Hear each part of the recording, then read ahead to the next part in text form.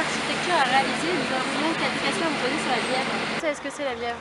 Oui, parce que j'ai habité à Bièvre et Un cours d'eau. Avant, c'était une rivière qui allait jusqu'à la Seine. Oui, bien sûr. La ceinture verte, dans le temps, on l'appelait. C'est une rivière qui était apparente, qu'elles ont recouvert au fil des temps dans Paris. Elle existe toujours. Je ne connais pas la Bièvre. Aujourd'hui, serre d'égout.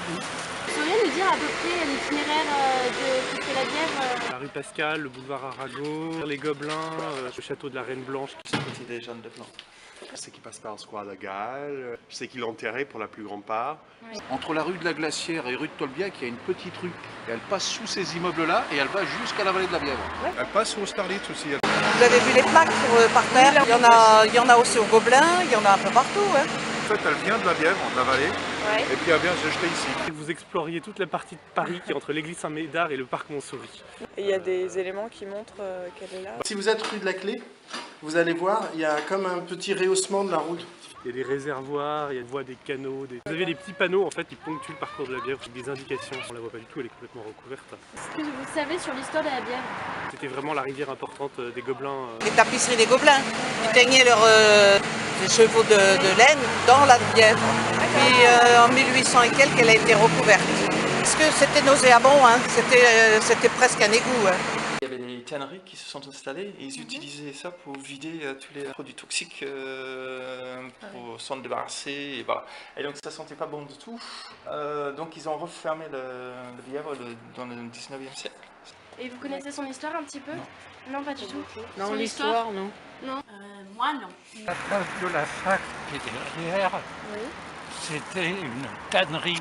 Les gens avaient des pots tannés dans la Bièvre. Est-ce que vous savez par exemple sur le projet de sa réouverture? On la réouvrir. Ça fait des années que ça dure. Ils en sont au niveau du square légal. C'est cette partie-là qui pourrait être ouverte éventuellement, je crois. Et vous pensez que ce serait une bonne chose? J'ai rien contre.